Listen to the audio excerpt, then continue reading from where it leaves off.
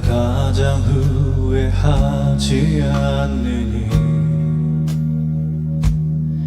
예수를 따르느니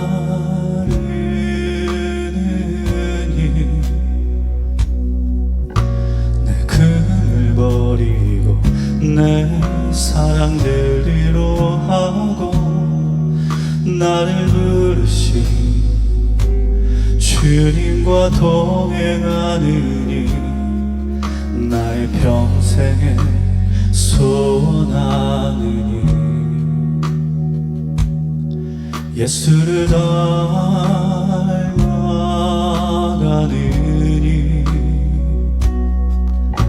굳은 마음 제하시고 사랑을 가르치신 나의 예수님을 사랑하느니 날 부르심에 감사 날 놓지 않으신 감사 하늘 보자 버리고 날 사랑하심에 감사 나의 모든 삶을 남은 모든 인생을 예수님과 함께 걷겠습니다. 날 부르심에 감사 날 놓지 않으신 감사 하늘 보자 버리고 날 사랑하심에 감사 나의 모든 삶을 남은 모든 인생을 예수님과 함께 걷겠습니다.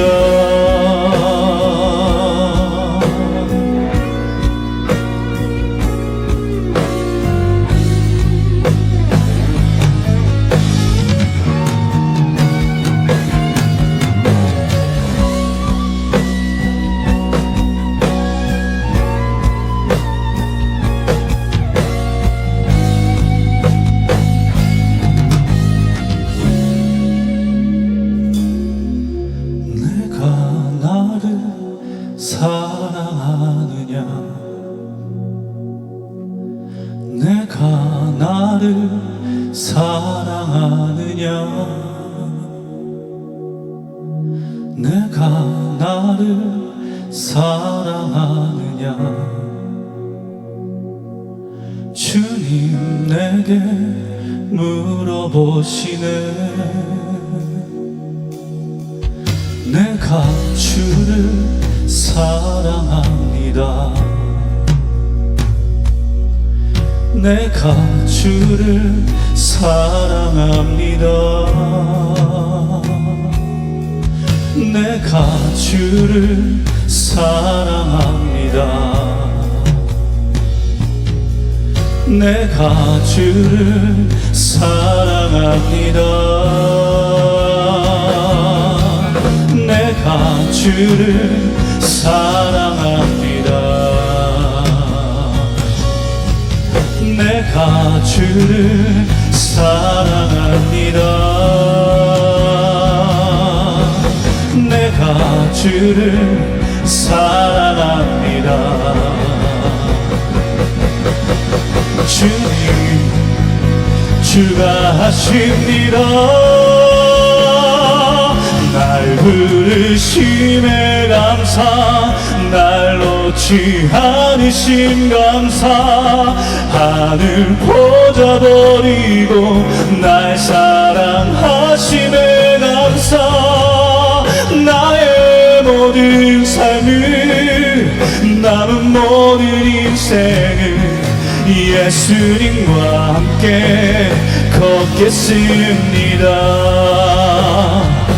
날 부르심에 감사 날 놓지 않으신 감사 하늘 보자 버리고 날 사랑하심에 감사 나의 모든 삶을 남은 모든 인생을 예수님과 함께 걷겠습니다.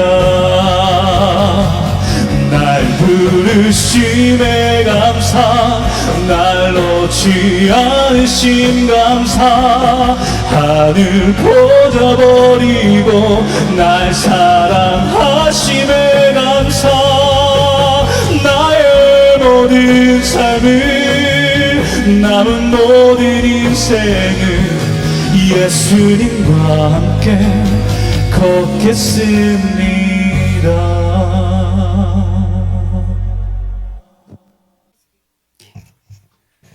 자, 우리 드려진 예물을 위해서 먼저 기도부터 하도록 하겠습니다.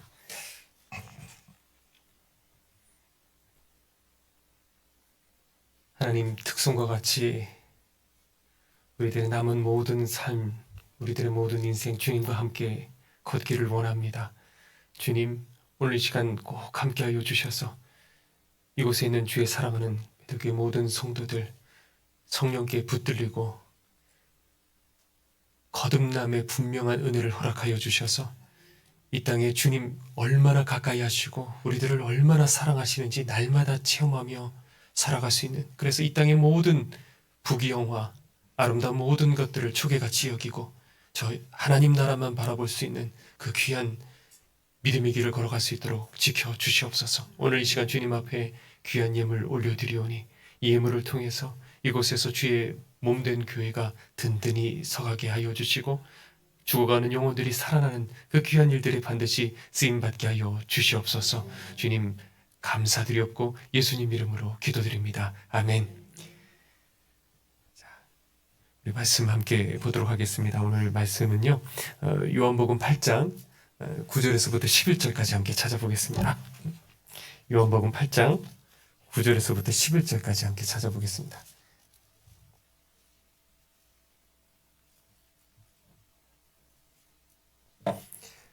요한복음 8장 9절에서부터 11절까지.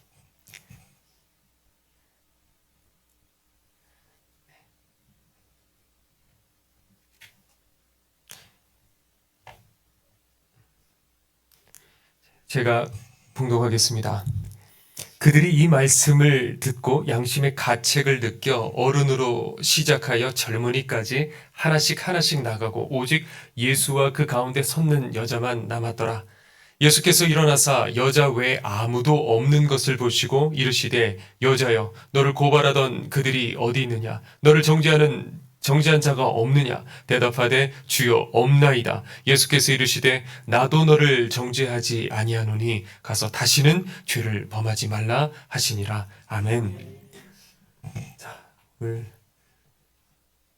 이곳에 이렇게 교회를 세워주신 하나님의 분명히 귀한 뜻이 있을 줄 믿습니다. 이렇게 저도 예전에 생각해보면 지금 이 의자가 몇 석인지를 모르겠지만 예전에 처음 시작했을 적에 한 이 정도 규모였던 것 같아요. 그때 아무것도 없이 그냥 어떻게 해야 될까, 그리고 아무도 없었어요. 아무도 없고 가진 것도 없고 이걸 어떻게 내가 이제 시작해야 될까 했지만은 중요한 건 뭐냐면 내 환경과 상황이 중요하잖아요. 하나님께서 이곳이다 그러셨어요.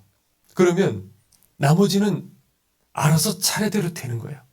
지금까지 그렇게 살아왔습니다. 그러니까 우리 성도님들도 마찬가지시고 이제 두 분의 전도사님께서도 마찬가지시지만은 우리가 사람 앞에서도 우리가 예의를 갖추고 최선을 다해야 되지만 그러나 가장 우리가 신경 써야 될 건 여러분들도 마찬가지예요. 하나님을 두려워하고 그리고 하나님을 경외할 적에 하나님께서 길들을 다 열어주십니다. 그런데 길이 열린 내가 복받았네 그게 중요한 게 아니라 그 일들이 일어나게 될 때 우리가 감격하는 건 뭐냐면 내가 버림받지 않았구나. 아직까지 하나님이 나랑 함께 하시는구나. 하나님이 날 사랑하시는구나. 그게 증거가 되는 거예요. 우린 그 삶을 살아가야 되는 겁니다. 그러니까 내가 원하는 그 삶 말고 하나님 어디로 가실까? 우리 주님 어디로 걸어가실까? 그 길을 계속 따라가는 그 삶을 살아가게 될 때 여러분들 삶에 계속해서 체험되고 오늘 우리 베델 교회 가운데 하나님께서 강력하게 역사하시는 그 교회가 될 줄 믿습니다.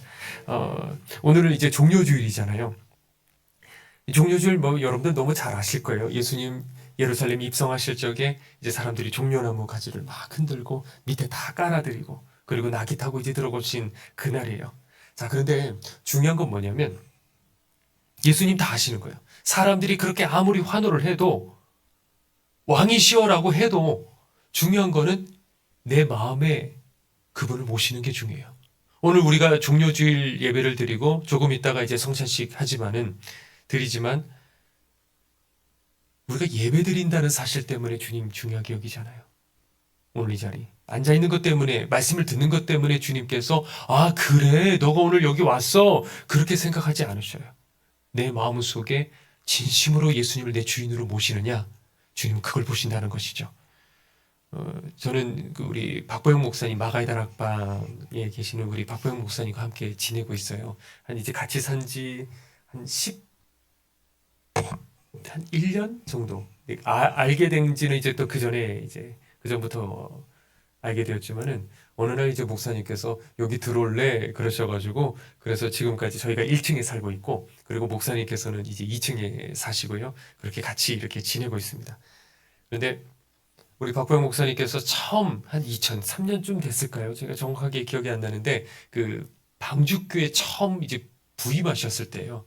그리고 부임하시고 얼마 되지 않았을 때 그때는 한 200여 명 정도 이제 방주교회 성도님들이 그 정도 계셨는데, 이렇게 예배를 드릴 적에 그러시더라고. 1년에, 이거는 그냥 체험적인 거니까 중요하게 여기지 마시고 그냥 참고만 하시면 돼요. 1년에 한 2번? 3번? 한 요 정도에 하나님께서 눈을 열어주실 때가 있대요. 눈을 열어주시는데 정말 거듭난 흰옷 입은 사람, 그리고 나머지는 아닌 거예요. 눈을 열어주시는데 그 200 몇십 명 정도 되는 그 사람 중에 흰옷 입은 사람이 딱 3명이었대요, 처음에. 이게 너무 충격적이잖아요. 3명. 한 분은 예전에, 지금은 누워 계시지만 예전에 그 할렐루야 마가의 다락방에서 하시던 그 박현식 전도사님이라는 분이 한 분 계셔요. 그리고 또 한 분은 이제 선교사를 나가는 우리 그 사택에 한 아이가 있는데 그 아버지 한 분. 그리고 또 한 분. 그래서 딱 3명만 흰 옷을 입고 나머지는 다 아니었던 거예요. 다 검은 옷인 거예요. 그러면 이게 너무 목사님이 그때 충격을 받으셔서 다리에 풀려, 왜냐하면 목회를 하고 있는데 성도들이 다 검은 옷을 입고 있고 단 3사람만 세마포 입은 거듭난 사람이라는 거죠. 그러니까 다리에 힘이 풀려서 그 자리에서 쓰러질 뻔했다 그러시더라고요. 그래서 하시는 말씀이 거듭난 사람은 거의 없어. 거듭난 사람은, 하나님 보시기에 거듭난 사람은 거의 없어. 그런데 이분들이 보면 대부분 장로님, 권사님 그래요. 본인이 지옥 갈 거라고 생각할까요? 내가 거듭나지 않았다고 생각할까요? 그러지 않았을 거예요, 분명히. 나는 분명히 구원받았고, 나 지금 이렇게 예배드리고, 내가 주님 앞에 이렇게 헌신하고, 내가 이렇게 주님 앞에 귀한 은혜를 내가 받았는데, 내 당연히 천국 가겠지? 이렇게 생각을 하고 살아왔겠죠. 근데 중요한 거는, 내가 구원의 확신을 지금 가지고 있고, 내가 하나님의 자녀라고 부르고 하는 것과, 중요한 거는 하나님께서 나를 그렇게 인정해 주시느냐, 그건 별개의 문제인 거예요. 그러니까 우리는 뭘 해야 되느냐, 이 땅 살아가며 여러분들 노후를 준비해야 되겠죠, 건강 챙겨야 되겠죠, 다 좋아요, 다 하셔야 돼요. 그러나 제일 중요한 건 내가 정말 하나님이 나를 인정해 주시냐, 내가 정말 하나님의 백성이냐, 이걸 죽을 때까지 점검해야 되는 거예요. 근데 주님께서는 분명히 알곡과 가라지가 있다 그러셨어요. 제가 봤을 적에도 그래요. 여러분들도 여러분의 어떤 전공 분야가 있으시겠죠. 예를 들어 만약에 우리 여자 성도님들 중에 이제 음식을 잘 만드시는 분들이 계실 거 아니에요, 이 중에서도. 그러면 딱 음식을 만들 적에 예를 들어 우리 전도사님께서 요번에는 우리 교회에서 좀 요런 음식을 좀 만들어 주세요. 그러면 이거 내가 해본 거 아닌데? 라고 생각해도 여러분은 음식을 잘 만들기 때문에 요건 요런 재료 갖고 요렇게 만들면 될 거야 하고 딱 알 수 있어요, 없어요? 우리 여자 성도님들께서 아시죠? 그렇죠? 요거는 요렇게 응용하면 요렇게 만들 수 있어 하고 딱 안단 말이에요.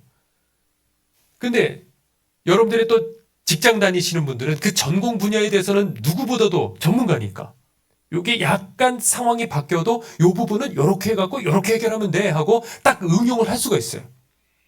근데 저 같은 사람은 음식도 못 만들고 여러분들 그 전공 분야와는 전혀 상관이 없기 때문에 모른단 말이에요. 그런 것과 같아요.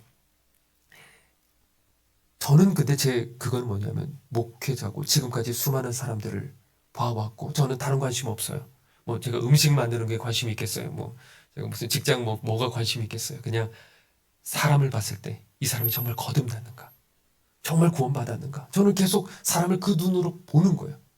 근데 어떤 사람들은 보면 정말 거듭난 사람이 있어요.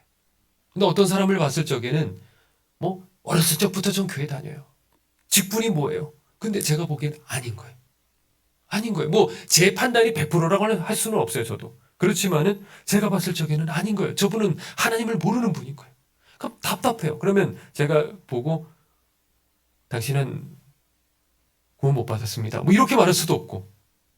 그러니까 이 자리에서 그냥 설교를 하는 거죠. 그리고 뒤에서는 막 울면서 기도해요. 제발 하나님 저분 거듭나게 해주시고 주님 만나게 해달라고.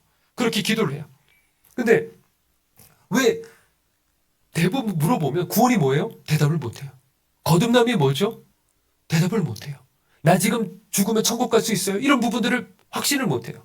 그러면 이 땅에 다른 것, 예를 들어 여러분이 만약에 아파트 하나 계약한다고 해봐요. 그냥 대충 이렇게 하세요. 그런 분은 이 중에 없으시죠, 그렇죠? 그런 분은 없으실 거예요. 분명히 이건 많은 돈이 들어가고 정확하게 그걸 해야 되기 때문에 이렇게 보고 저렇게 보고 어떤 건물을 계약한다 하더라도 그렇죠? 이게 뒤에서 뭐 법무사면 법무사를 보고 또 변호사면 변호사에 관련된 것들 뭐 특약을 넣어야 될 걸 뭘 넣어야 되고 뭐 이런 것들 정확하게 이렇게 하게 되잖아요. 그런 것처럼 내 영혼이 천국 갈지 지옥 갈지 이 부분에 대해서 이거를 대충 되겠지 뭐 내가 교회 다니니까. 그래서 나중에 그 소천하시기 전에 여러분들을 만났어요. 되겠지. 목사님 저 지금까지 교회 다녔는데 나 천국 가겠죠. 왜 이렇게 불안하죠? 지금까지 교회 그 뭐예요? 내가 교회 다녔다는 행위잖아요. 우리 행위로 구원받는 거 아니에요. 하나님께서 성령을 내 속에 허락하셔서 그게 거듭남이거든요. 보증으로 성령을 우리에게 주셨다 그랬어요. 보증. 아파트를 계약했을 적에 그 보증서가 있는 거예요. 계약서가 있는 것처럼. 성령님이 내 안에 들어오시는 게 거듭남이거든요. 성령님이 내게 직접 보증서가 되어주신다는 거예요. 이게 내게 있느냐라는 거죠. 이걸 정확하게 확인하지 않고 그냥들 살아가는 거예요. 그러면 왜 많은 분들이 내 구원에 대해서 확신하지 않고 거듭나지 않은 채로 그냥 그렇게 교회를 다니는데 왜 그럴까? 물어보면 보고 말아요. 죄에 대한 경계심 가지고 있어요. 그리고 양심도 있고 대부분의 교인들은 뭐 세상에서 뭐 욕을 하고 뭐라 그래도 대부분 이렇게 교인들을 보면 그래도 저 세상에 있는 사람들보다는 그래도 예의를 갖추고 괜찮아요. 다 좋아요. 그리고 바로 살아가 보려는 선한 마음도 있고. 그런데 제가 보기에는 빠진 게 있어요. 거듭나지 않은 사람들에게. 봤을 적에. 그게 뭘까? 그 뭐냐면 이 첫 단추부터 잘못된 거예요. 처음부터. 우리가 교회를 다녔을 적에 저도 그거 없이 시작을 했거든요. 그리고 어느 날 교회를 다니다가 보니까 신학교를 가게 되었고 그리고 아이들도 가르치게 됐고 성가대도 서게 되었고 그냥 살아가다가 어느 날 딱 들었을 적에 나 지금 죽으면 지옥이구나. 그걸 어느 날 제가 알았어요. 첫 단추가 잘못됐는데 뭐가 문제냐면 이 죄 문제예요. 죄 문제가 내게 실제가 되지 않으니까 예수님께서는 왜 오셨어요? 내 죄를 용서해 주시기 위해서 십자가에 달려 돌아가셨잖아요. 죄 용서해 주신다는 거 뭐 고맙긴 고마운데 별로 그렇게 와닿지가 않는 거예요. 제가 그렇게 살아왔거든요. 하나님 나라는 말이 있는 것이 아니고 어디 있다 그랬어요? 능력이 있다 그랬어요. 그러니까 우리에게 필요한 거는 이 복음의 모양 말고 두 분도 잘 들으셨으면 좋겠어요. 말의 어떤 이거를 잘 가르치고 보다는 하나님 앞에 기도하고 그래서 이 말의 능력이 임하는 게 참 중요한 거예요. 그 뭐냐면 내가 얼마나 죄인인지 정말 때려 맞은 사람처럼요. 그 죄가 내가 실제로 와닿아야 되는 거예요. 제가 처음 주님 만났을 적에 그랬어요. 주님을 인격적으로 만나게 될 적에 주님께서 임재하시는 그 순간에 내가 너를 사랑한다 하시는 그 순간에 제가 뭘 알았냐면 죄가 보이기 시작하는 거예요. 견딜 수가 없더라고요. 주먹으로 나를 치고 제가 견딜 수가 없어갖고 뭐라고 소리쳤냐면 하나님 나 오늘 못 견디겠어요. 지옥으로 떨어뜨리셔도 당신은 선하십니다. 이렇게 고백했어요. 바로 전까지 제가 신학교 다니면서도 뭐라고 생각했냐면 그 이순신 세종대왕 왜 불공평하다. 이게 제 마음속에 있었어요. 제 마음속에도. 신학교 다니면서도. 근데 그리고 주님을 딱 만나니까 하나님 나를 오늘 지옥에 떨어뜨리셔도 하나님은 선하십니다. 견딜 수가 없는 게 죄 때문에. 제가 이제 서울역 쪽방촌 우리 성도들 얼마나 지금 열심히 다니신지 몰라요. 그 서울역에 이제 쪽방촌들이 뒤에 이렇게 있어요. 후암동에. 그러면 이제 도시락을 저희가 이제 나누는데 어느 날 이제 추운 겨울에 이 모르는 아저씨를 이제 보게 된 거예요. 그런데 이 쪽방촌이 있으면 이렇게 다닥다닥 게 방들이 이렇게 단칸방이 이렇게 돼 있고 그 사이에 이제 화장실이 한 칸이 있어요.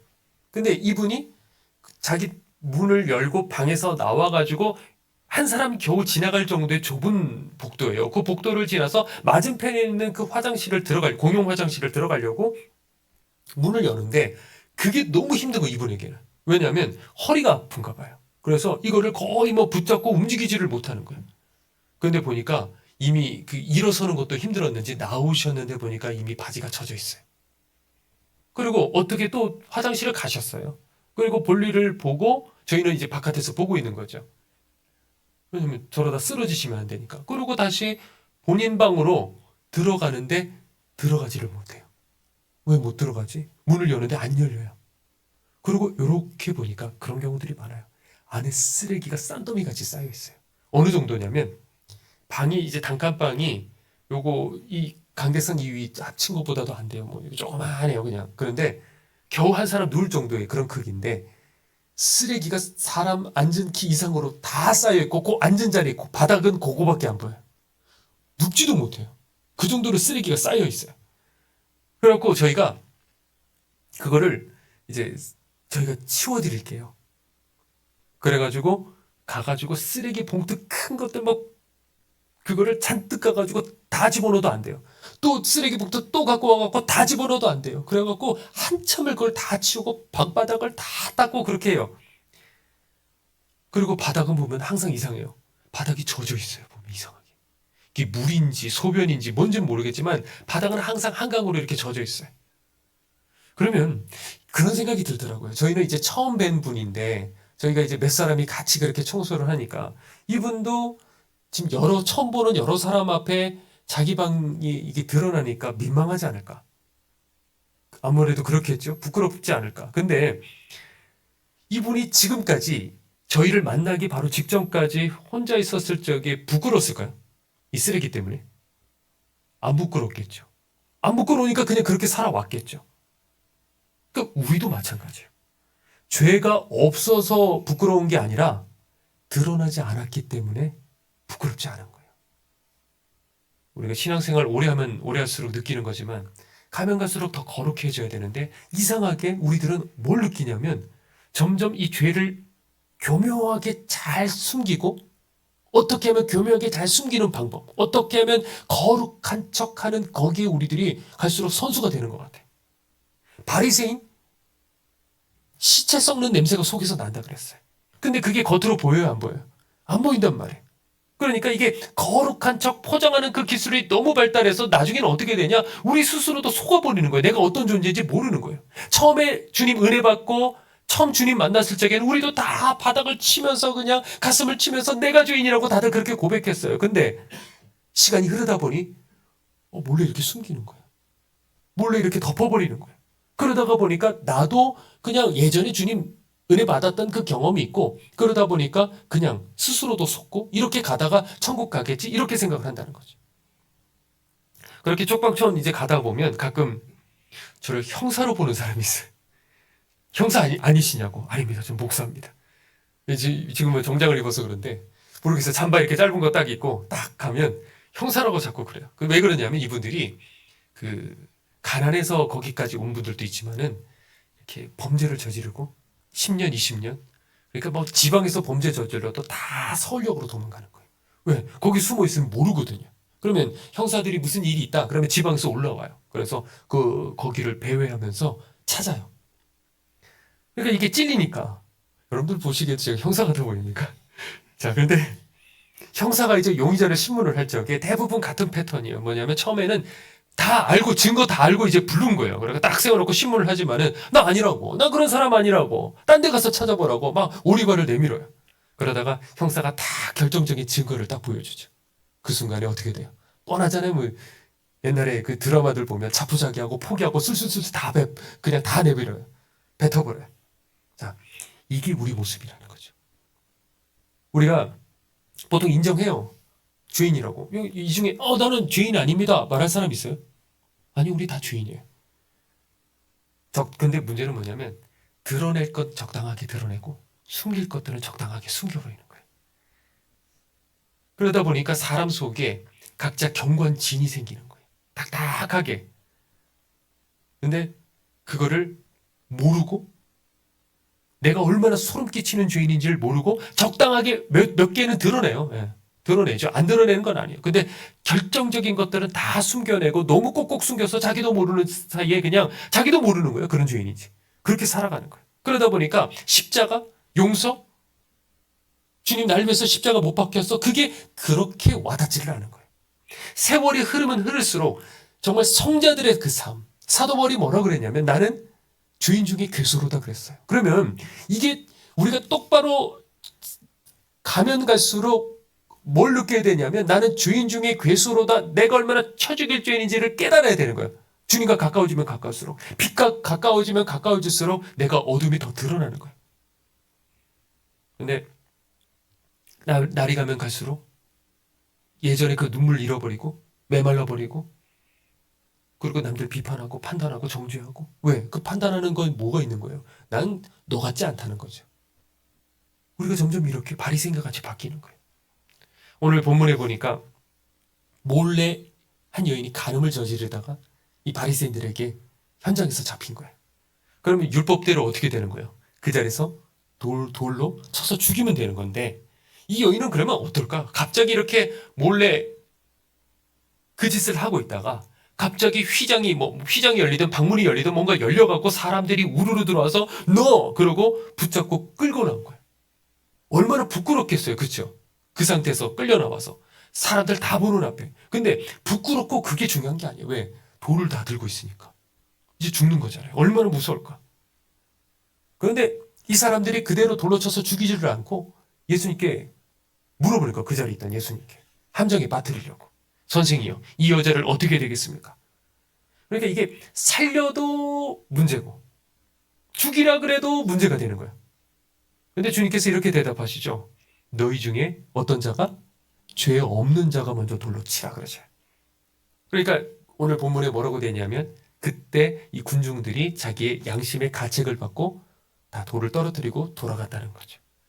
그리고 예수님께서 남겨진 그 여인에게 뭐라고 말씀하시냐면 나도 너를 정죄하지 아니하노니 가서 다시는 죄를 범치 말라 이 한마디를 하셨어요. 자, 그러면 이 성경을 읽을 적에 우리는 어떻게 봐야 되냐면 내가 이 여인이라면 나는 어떤 지금 상태일까? 그걸 생각하시면 돼요. 성경 묵상을 하실 적에. 자, 이 여인은 과연 어땠을까요, 여러분들?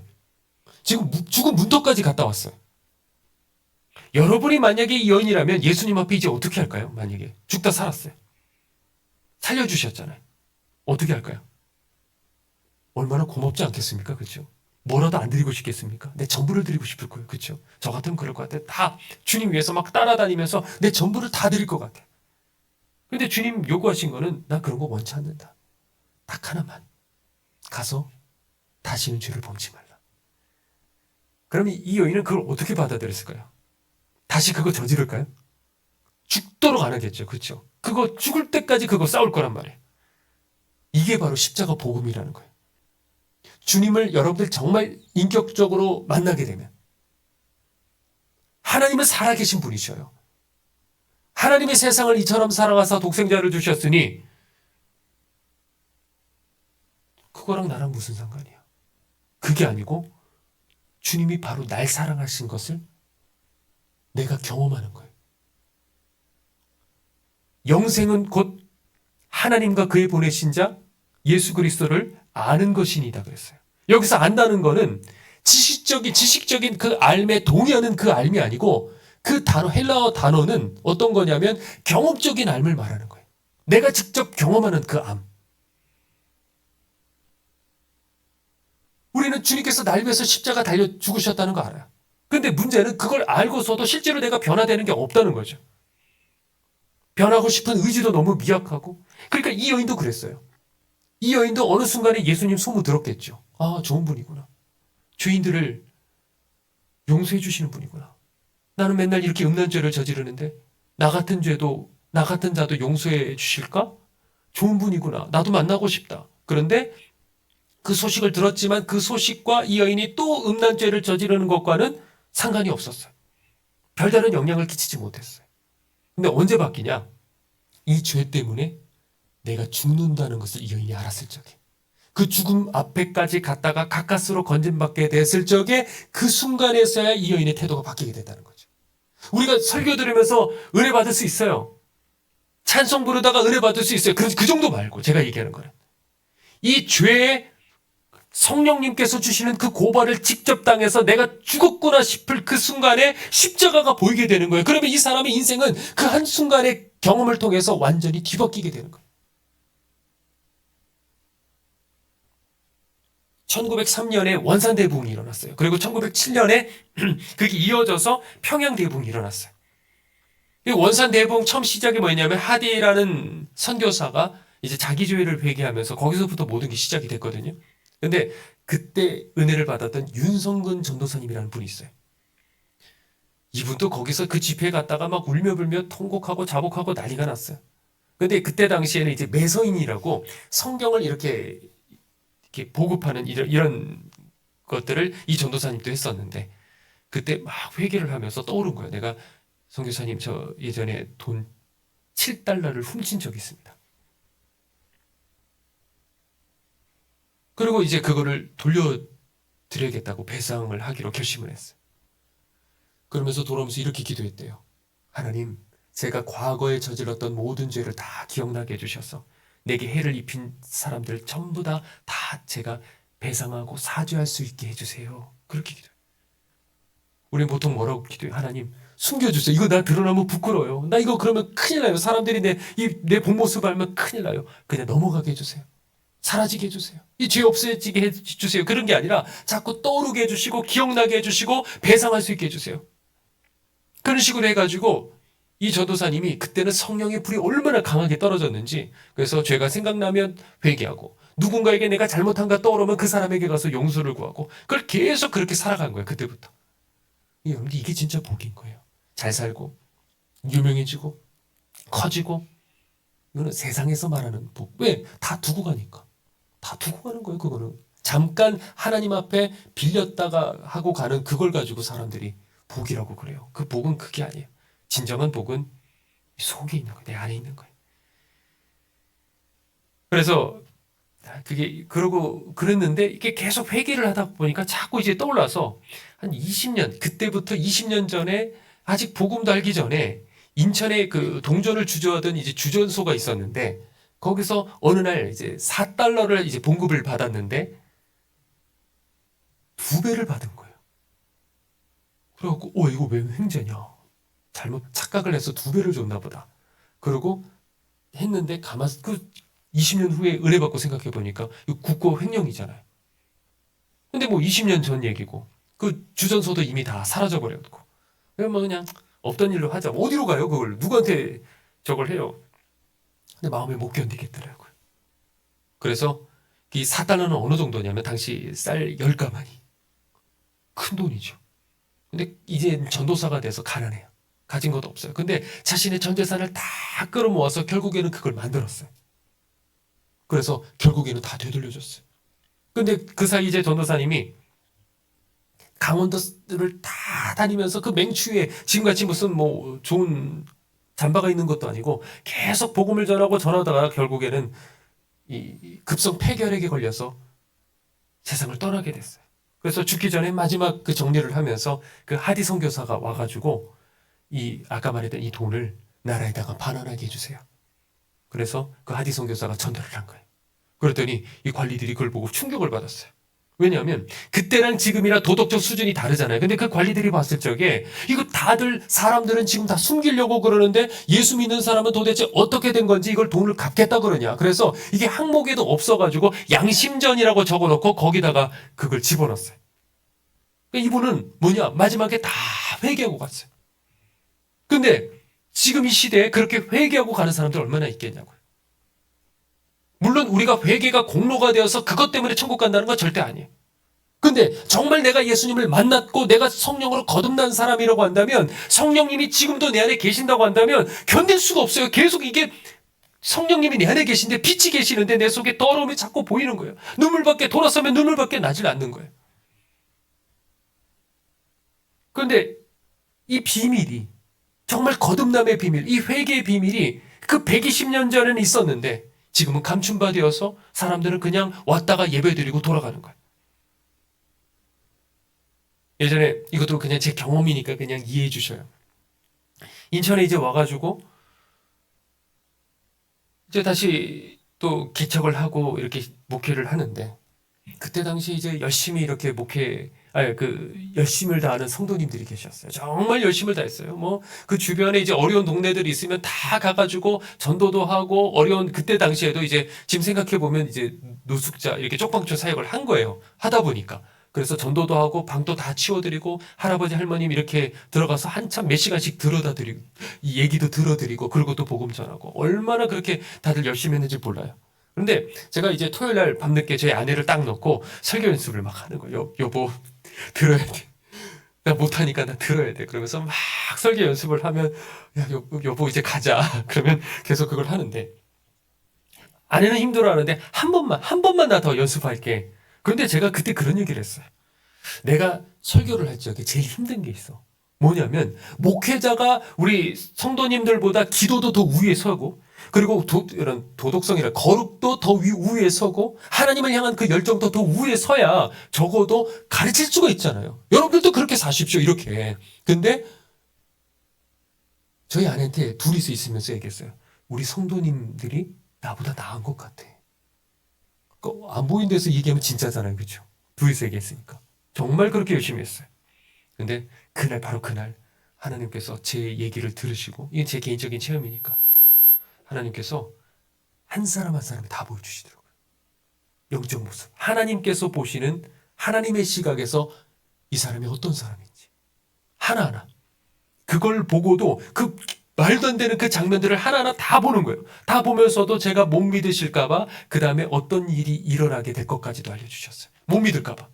보통 하나님 그 다음에 그런 것까지 같이 보여주시더라고요. 저 정말 지금도 생각해보면 충격적이에요. 왜냐하면 그 말도 안 되는 사람 속에 딱 경관진들이 있는데, 시체 같은데, 경관진이 있는 탁탁한 그 바위 같은데, 그 앞에서 저는 계란으로 바위치기 하는 것 같아요. 그 어린애 같이 그냥 얘기하고 있는 그런 장면이었어요. 그러고 난 다음에 정말 그 이후에 어떤 사건이, 저랑 상관없는 어떤 사건이 일어나게 되었고, 그렇게 믿음 좋았던 분들이 다 무너지기 시작하더라고요. 그렇다고 교회적으로 휘청대고 그런 정도는 아니에요. 그런데 한순간에 다 무너지는 거예요. 그래서 제가 그 장면을 지금 생각해보면 지금 가끔씩 떠올리는데 지금도 힘이 빠져요. 왜냐하면 나 뭐하고 있는 거지? 밤잠 자지 않고 설교 이렇게 하면 새벽 3시, 4시까지 막 준비해요.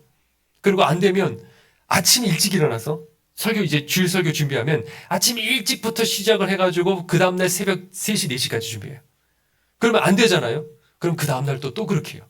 될 때까지. 그리고 하다가 만약에 하나님 감동 없으면 다시 다 집어치워버리고 다시 만들어요. 그렇게 해서 그걸 위해서 또 밤에 가서 산에서 기도하고 공동묘지 가서 기도하고, 하나님 여기 부어주셔야 돼요. 성도들이 거듭나야 돼요. 지금도 그렇게 하고 있어요. 매번. 하지 말라도 그렇게밖에 할 수가 없어요. 근데 그렇게 최선을 다해서 전해도 난 뭐하고 있는 거지? 실제로는 사람들이 바뀌질 않으니까. 거듭나질 않으니까. 그러니까 큰종되면 뭐하고, 유명해지면 뭐하고, 실질적으로 이 영혼이 거듭나지 않으면 무슨 소용이 있냐는 거죠. 여러분들은 어떻습니까? 사람들 앞에 나 말할 수 있어요. 나는 서슴없이 난 죄인입니다. 이걸 우리가 익숙하게 그렇게 고백할 수 있지만은, 솔직히 그냥 제가 만약 얘기를 하자면, 그냥 제 상처 안 받으실 테니까, 예를 들어 성도님 이 죄가 문제예요 라고 지적을 당한다고 한다면 어떻게 될까요? 왜냐, 다 놓고 우리는 예를 들어 음란의 죄에 대해서 회개를 해야 됩니다. 그러면 다들 아멘 이렇게 할 거란 말이에요. 근데 한 사람을 놓고 당신 음란죄 이거 회개하셔야 돼. 이러면 아마 표정이 달라질걸요. 분노할 수도 있어요. 나 그런 사람 아니라고 그럴 거예요.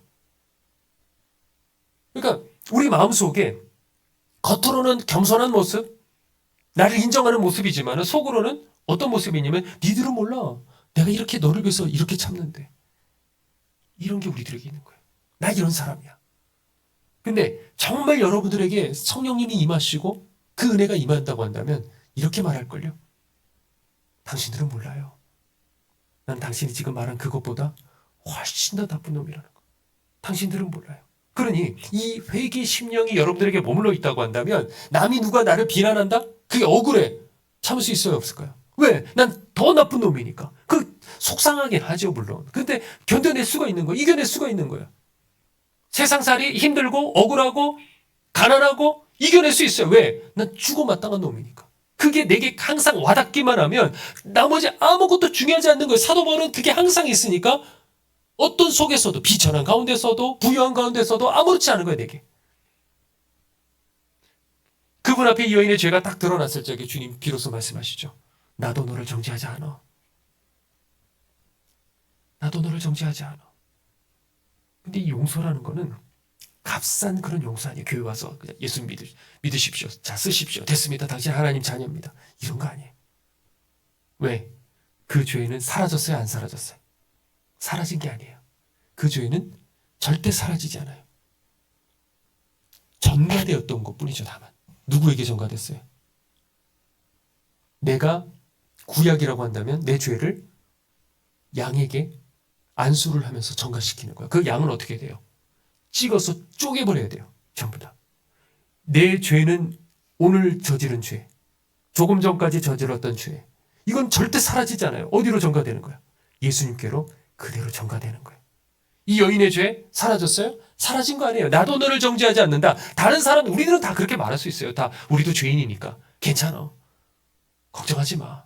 우리 쉽게 말할 수 있지만 예수님께서 나도 너를 정죄하지 않는다라는 그 말씀은 무슨 말씀이냐면 괜찮아. 나에게 다 줘. 내가 다 떠맡을게. 그리고 그게 정말 전감만 된 게 아니고 그게 그대로 이어진 게 우리가 성경에서 다 알고 있어요. 그 얘기를 듣고 사람들이 어떻게 돼요? 그때는 양심 찔려갖고 다들 돌아갔지만 거기 바리새인들, 저 나쁜 놈, 우리가 또 졌네? 저 나쁜 놈. 이렇게 생각했을 거예요. 예수님에 대한 그 증오, 이런 하나하나 용서했던 사람들, 죄인들에게 찾아갔던 그 행적 하나하나가 바리새인들의, 사두개인들의 이 증오로 타고 올라서 그 다음에 어떻게 됩니까? 예수님을 십자가에 못 박아버려요. 근데 십자가를 못 박기 전에 어떤 일이 있었냐면 그 전에 항상 그래요. 고대 2, 3일 전에 먼저 고문부터 받아요. 이제 고문을 여러 가지를 받는데 그중 하나가 여러분들 예전에 영화 보셨을 적에 채찍이죠. 이거를 사람들에게 자 십자가형에 처한 사람은 이렇게 당하는 거야 하는 그게 아니고 정말 죽이려고 쳐요. 채찍을.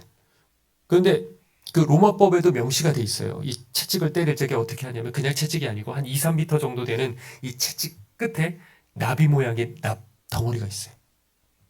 그러면 이 갈고리 같은 걸로 이렇게 해서 탁 하고 쳤을 적에 그게 사람 그 살을 파고 들어가서 딱 걸리는 거예요.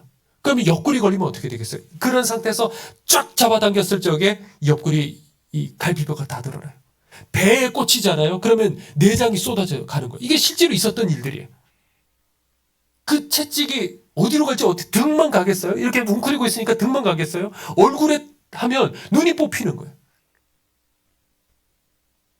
그러니까 거기서 피를 너무 많이 흘리셔가지고 이제 골고다 언덕 올라가실 적에 쓰러지고 가물가물해서 또 쓰러지시고 그렇게 된 거예요. 근데 많은 사람들이 거기서 또 죽었어요. 기록들을 보면. 자, 근데 거기에 이 여인의 죄가 들어있어요? 안 들어있어요? 들어있잖아요. 거기에 우리 죄 들어있어요? 안 들어있어요? 우리 죄도 다 들어가 있다고요. 그러니까 우리가 조금 전에 저질렀던 그 죄, 어제까지 저질렀던 죄 사라진 게 아니라고요. 2000년 전으로 돌아가서 예수님에게 그대로 전가가 된 거예요.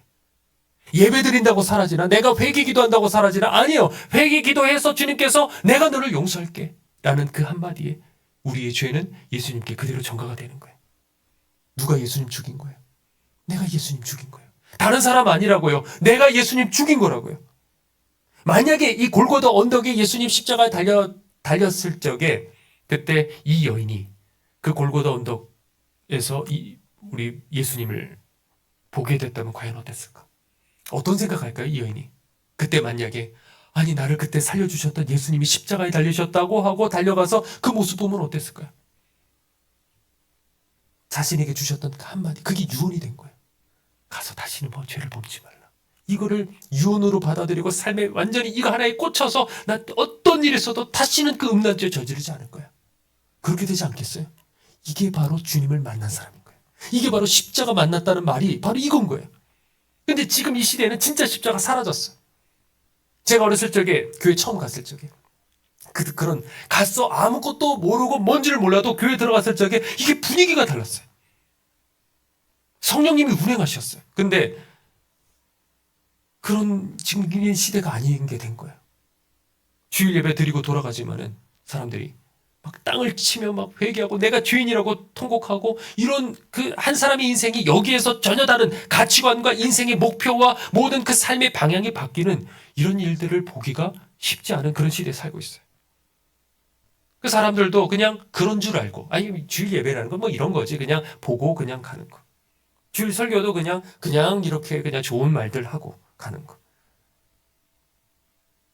근데 주님께서는 아시죠? 아까 저에게 보여주셨던 것처럼 한 사람 한 사람의 실상 그 속에 아무리 거룩해 보이고 직분을 가지고 있고 열심을 다하는 것 같지만 실상은 한 번도 무너지지 않는 견고한 진이라 그러셨어요. 사람들에게 한 번도 무너지지 않는 견고한 진이라 그러셨어요.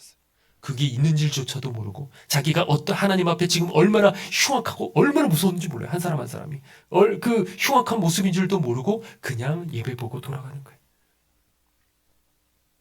그러니까 우리가 기도해야 되는 건 뭐냐? 하나님 내 모습을 알게 해주세요. 우리가 성찬식 할 때 뭘 기억해야 되냐면 하나님 내가 누구인지 알게 해주세요. 왜 예수님께서 피 흘리셨고 내가 왜 이것을 먹어야 되는지 왜 내가 이것을 마셔야 되는지 알게 해주세요. 제가 한 가지 얘기하고 이제 말씀 정리할게요. 그렇게 이제 저도 뭐 제 얘기하고 싶은 것도 많지만 그 작년이었는데 제 이제 아내가 아마 우리 정선생님 아시는데 암에 걸렸어요. 한창 이제 나이인데 6월 말쯤 이제 근데 뭐 건강하고 뭐 저희 아내는 뭐 건강 체질 아예 건강 체질이고 그리고 주변 뭐 양가 친척 전부 다 합쳐서 암 걸린 사람은 아무도 없어요. 근데 어느 날부터 몸의 컨디션이 조금씩 안 좋은 거예요. 그래서 주일 예배를 마치고 박광 목사님 이렇게 뵙고 그리고 몸이 좀 안 좋아 그러고 했는데 그리고 이제 저 월요일날 새벽 기도를 또 가야 되잖아요. 그러니까 한 2시간 정도 자나? 뭐 그런데 잠깐 잠든 사이에 아내가 보니까 잠을 자지를 못한 거예요. 막 식은땀을 흘리는 거예요. 너무 아프대요. 그래가지고 얼른 그 새벽 한 1시? 그때 이제 그 차를 끌고 급하게 이제 응급실로 갔어요. 가가지고 이제 뭐 그 뭐죠 마약성 그 제일 그 진통제 센 거 있잖아요. 그거 놨는데도 전혀 소용이 없어요. 그래서 그 찍어봤는 MRI였는지 뭔지 하여튼 그때 처음에 MRI를 찍었거든요. 찍었는데 보니까 이 척추에 한 12cm 정도 되는 큰 덩어리가 있는데 눌러 붙어 있는데 그게 척추를 밀어가지고 생기는 고통이었던 거예요. 그게 어느 정도 나중에 얘기를 하는데 아내가 뭐라고 얘기했냐면 그 출산할 때 딱 그 고통. 그 고통이 안 사라지고 계속 그 고통인 상태인 거예요. 얼마나 괴롭겠어요. 근데 그 동네 병원이고 그래서 이제 그 서울대병원을 이제 그 다음 날인가 이제 가려고 그렇고 이제 검색을 했는데 저희 아내 보니까 여기에 부어 있어요. 여기 목덜미 쪽이. 그래서 저게 왜 이렇게 많이 부어 있지? 그 별로 며칠 사이도 안 됐거든요. 왜 부어 있지 하고 검색을 해보니까 이거는 암이 아니고서는 이렇게 붓는 게 아니더라고요. 암이구나. 근데 저희 아내는 아직 그게 모르는 상황이고 이제 저는 운전해갖고 지금 서울대병원으로 가고 있고 근데 분명히 의사 선생님은 100% 분명히 암이라고 말할 것 같고 그러면 저희 아내가 너무 충격을 받을 것 같은 거예요. 그래서 제가 조심스럽게 운전하면서 얘기했어요. 여보 이거 암일 수도 있을 것 같아. 그랬더니 아내가 그 순간에 막 울거나 분노하거나 그러지 않고 담담하게 괜찮어. 그러고 갔어요. 그리고 이제 그 제일 잘하시는 전문의를 만나 뵙고 촬영한 것들 다 해가지고 보시더니 다른 얘기 안 하더라고요. 다른 얘기 안 하시고 아이는 몇 살인가요? 이거 하나만 묻고 끝나더라고요. 어렵다는 거죠. 나중에 알고 보니까 어느 정도였냐면 이제 그 서울대도 어려웠어요. 왜냐하면 병실이 없으니까 그 진행을 할 수가 없더라고요. 그래서 나중에 이제 분당 서울대로 이제 가게 되었는데 그 촬영을 다 했어요. PCT 찍고 뭐 다 촬영하고 보니까 암이 다 꽉 찼어요. 전부 다 꽉 차고 뇌 바로 밑, 폐 바로 밑. 지금 사실 치료 중인데 그때 폐까지 들어가고 뇌까지 들어갔으면 지금 이 세상 사람은 아니었을 거예요. 근데 다 찼어요. 그러니까 그 순간에 잘 살다가 이게 급성이었거든요. 급성이니까 이게 어느 정도냐면 2주 사이에 15cm까지 클 수 있대요. 그런 정도의 급성이었던 거예요. 그러니까 그 갑작스러운 그런 일에 죽음 앞에 딱 들어섰을 적에 얼마나 두렵고 무서웠을까. 근데 그 순간에 아내가 저한테 그 얘기 하더라고요. 여보, 나 지금까지 행복했어. 그리고 나 지금이 제일 행복해 그러더라고요. 진심으로. 아파 죽어가면서 쓰러져서 누워서 고통하면서 그 얘기 하더라고요. 자기는 지금이 제일 행복하대. 근데 저는 너무 미안한 거예요. 왜냐면 지금까지 이렇게 개척교회 처음 시작해서 아무것도 없는 상태에서 저희 안에 그냥 와가지고 집도 없고 가진 것도 아무것도 없이 그러고 왔어요. 고생이랑 고생은 다 시켰어요. 근데 여기서 죽으면 안 돼. 바로 한 달 전에 튀르키예 단기 선교를 갔는데 보통은 저 혼자 가거든요. 뭐 일이 있으면. 근데 그날따라 저희 아내가 가겠다는 것 같이. 그래서 같이 가자. 왜 같이 가려고 그러냐 했더니 제가 예전에 허리를 다친 적이 있어가지고 내가 다 들어줘야지. 내가 물건 같은 거 있으면 내가 짐 다 들어줘야지. 그러고 따라온 거예요. 근데 갔는데 컨디션이 영 안 좋아서 거기서도 좀 이상하더라고요. 그러면서 거기서도요. 여보 허리 아프면 안 되잖아. 차라리 내가 아픈 게 낫지. 돌아와가지고 허리가 그때부터 이제 아프기 시작했는데 그게 그냥 허리가 삐끗한 건 줄 알았는데 그게 아니고 암이 이제 그때부터 크고 있었던 거예요. 근데 누워 있으면서도 여보 아픈 게 아니야. 여보는 앞에 나가서 설교해야 되잖아. 내가 아픈 게 낫지. 그러고 누워 있는 거예요. 그러니까 그게 나중에 암이라는 걸 알고 하나하나가 한마디가 얼마나 미안한지요. 그러니까 저도 알겠는 거예요. 옆에 있는 가장 사랑하는 아내가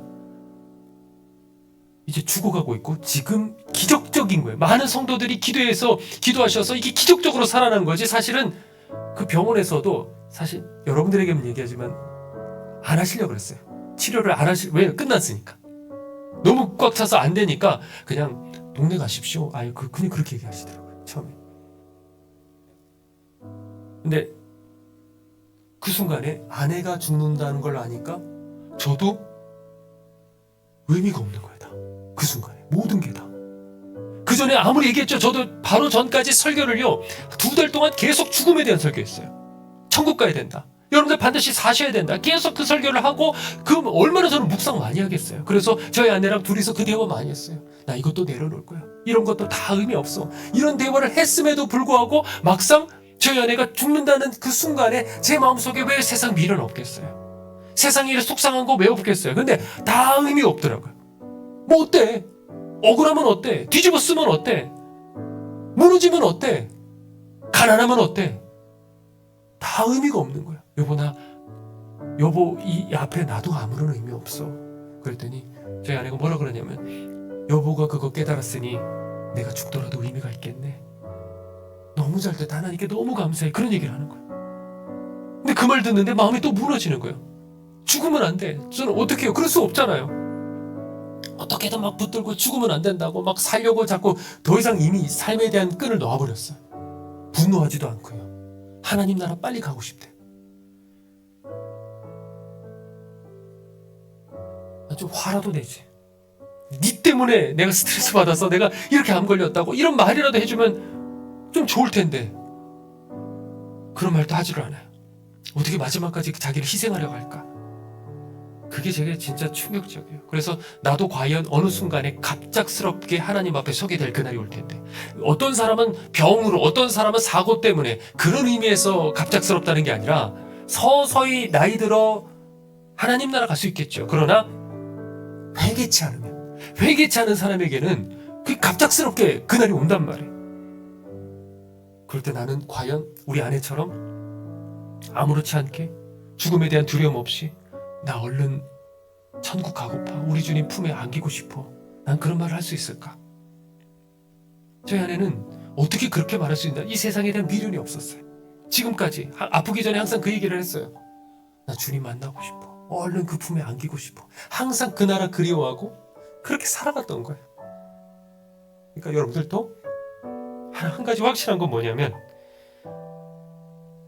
저희 아내를 어떻게 이제 박병 목사님께서도 말씀하셨고 많은 분들이 기도를 하시는 게 단 하나는 뭐냐면 그걸 통해서 천국 준비하라고 주시는 하나님 메시지가 아닐까 그런 생각을 해봐요.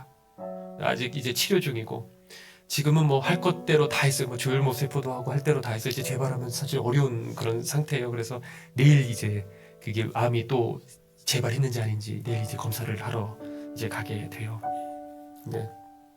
그러니까 뭐 세상 제가 뭐 바라볼 게 뭐가 있겠어요, 그렇죠? 뭐 목사님 그래도 앞에서는 막 그렇게 하고 뭐 최선을 다해서 달려가지만 제 속마음은요 다 의미 없어요, 다 필요 없어요, 다 나눠주고 뭐 그 전에도 뭐 그랬겠다 하지만은 다 의미 없어요. 그냥 잠깐 있다가 이 몸뚱아리도 빌려 썼다가 그러고 가는 건데 과연 나는 어디로 갈까? 정말 나 하나님 나라 갈 수 있을까? 여러분들. 다른 거 필요 없습니다. 오늘 그냥 하나의 설교 이렇게 생각하지 마시고 여러분들 다 천국 가셔야 돼요. 실패도 괜찮아요.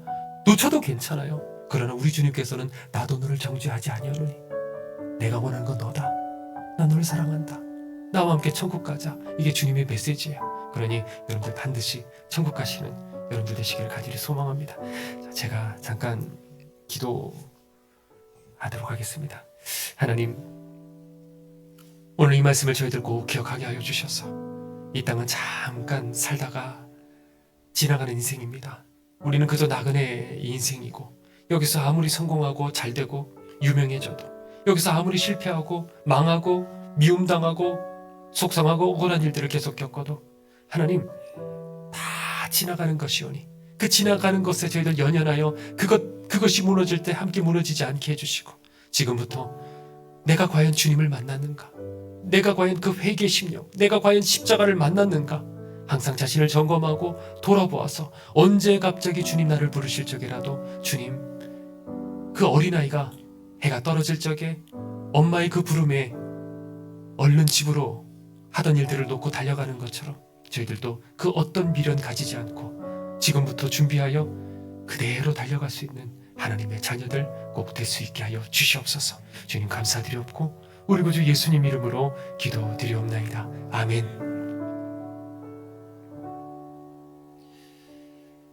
우리 오늘 이 시간은 여러분들 광고한 것처럼요, 우리 성만찬 예식을 지금부터 우리 시작하도록 하겠습니다. 제가 먼저 다시 한번 우리 성만찬 예식을 위해서 제가 다시 한번 기도하겠습니다. 하나님, 오늘 이 거룩한 시간 주님의 몸과 그리고 주님의 피를 먹고 마시는 이 시간에 성령님 오늘 이곳 가운데 임하여 주셔서 오늘 주님의 떡과 그리고 주님의 잔 위에 임하여 주시고 그래서 이 식탁을 성별하여 주시옵소서. 그래서 저희들이 그저 가벼이 먹고 마시는 것이 아니라 우리 주님의 몸을 내가 먹고 주님의 피를 마시기에 주님이 찢겨지시고 주님께서 그 고통 당하셨기에 주님께서 쓰러지셨기에 주님께서 죽으셨기에 내가 살아났구나 그 사실을 깨닫고 우리들의 삶이 바뀔 수 있는 이것 위에 주님께서는 기꺼이 만족히 여기실 줄 믿습니다. 오늘 그 거룩한 주님의 임재가 임하시는 이 시간이 반드시 되게 하여 주시옵소서. 주님 의지하고 예수님 이름으로 기도드립니다. 아멘. 자, 우리 찬송간장 부르도록 할까요? 우리 받으신 분들께서는 그 자리에 여러분들 기도하셨으면 좋겠어요. 내 죄 때문에 그 죄가 전가되어 우리 주님께서 채찍에 맞으시고 주님께서 십자가에 못 박히시고 피 흘리셨습니다. 그리고 죽기까지 하셨습니다.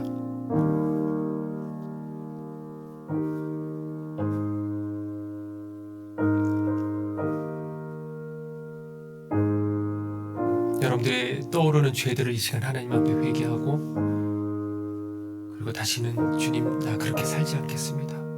그리고 주님 날 위해서 죽으신 그 십자가 사랑을 알게 해주십시오. 주님을 다시 깊이 만날 수 있게 해주셔서 정말 내 인생이 뒤바뀔 수 있는 그 은혜를 허락해 주십시오.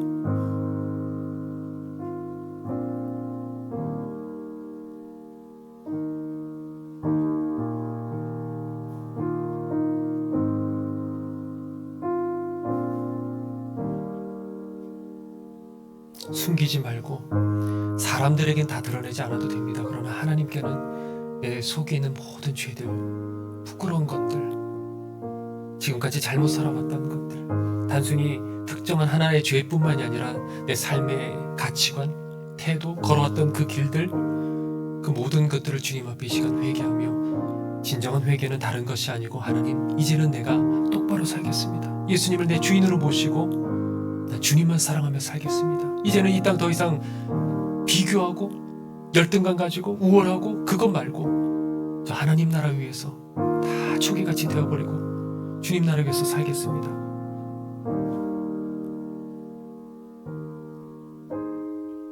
그렇게 결단하시면 우리 주님 이 시간에 얼마나 기뻐하실 줄 모르겠어요.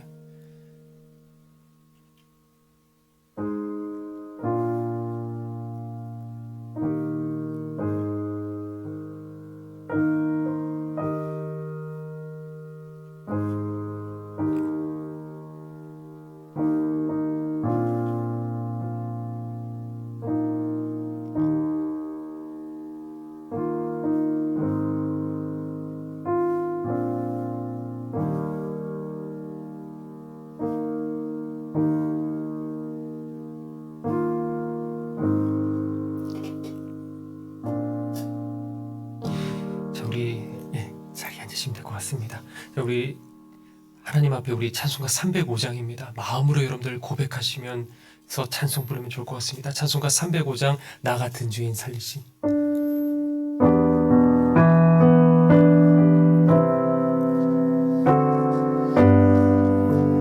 나 같은 죄인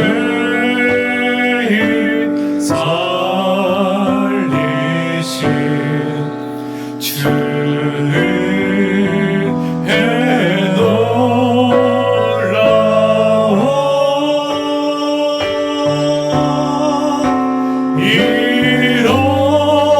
잃었던 생명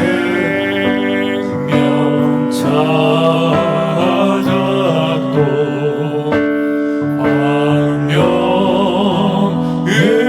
얻었네 큰 죄악에서 건지신 주은혜 고마워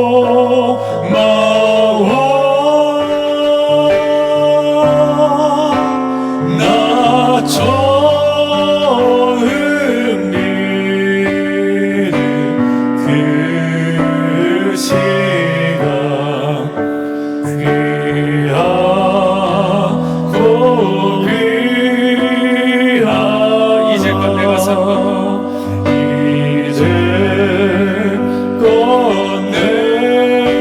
이제껏 내가 산 것도 주님의 은혜로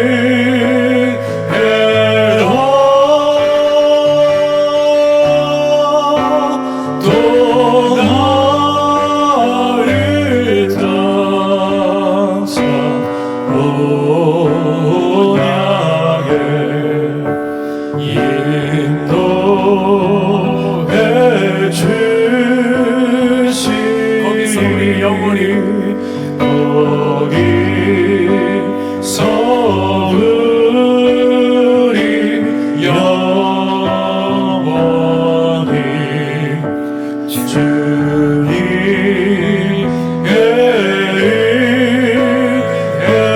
은혜로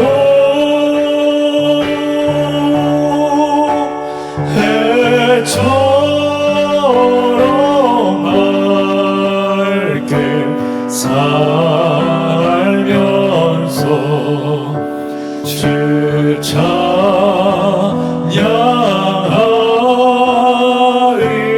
찬양하리라. 아멘. 제가 기도하고 우리 축도로 예배 마치도록 하겠습니다.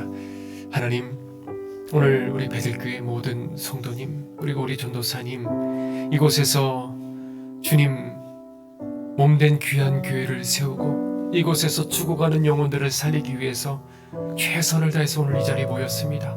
성령님 이곳 가운데 임재하여 주셔서 저희들이 먼저 주님을 깊이 만나고 저희들이 성령으로 거듭나고 저희들이 내 죄로 가슴을 치며 저희들이 애통하게 될 때 우리들의 바로 그 모습을 보고 하나님 그 눈물을 보고 하나님 많은 영혼들이 이곳을 향해 돌아오며 하나님 살아계심을 경험하게 될 줄로 믿사오니 주여 저희들이 오늘 성찬식을 예식을 통해서 주님 오늘 말씀을 통해서 다시 한번 저희들을 돌아보며 저희들 오늘 이 시간 한 사람도 주님 놓치지 마옵시고 성령으로 거듭나게 하시고 주님을 인격적으로 만나게 하여 주셔서 언제 주님 부르신다 할지라도 그대로 달려갈 수 있는 거룩한 주의 성도로 저희들의 삶을 저희들의 가치관을 저희들의 태도를 완전히 이 시간 변화시켜 주시옵소서. 지금은 우리를 위하여 십자가에 달려 돌아가신 예수 그리스도의 은혜와 하나님의 넓고 크신 은혜와 성령님의 인도하심이 이제는 다시 한번 십자가 앞에 서서 우리들의 모든 교만했던 마음들을 내려놓고 내 속에 있는 모든 더러운 것들이 드러나 한없이 눈물 흘리기를 원하는 주의 모든 백성들 머리 위에 또 베들교회 위에 우리 전도사님 위에 지금부터 영원토록 함께 하옵시기를 간절히 축원하옵나이다. 아멘.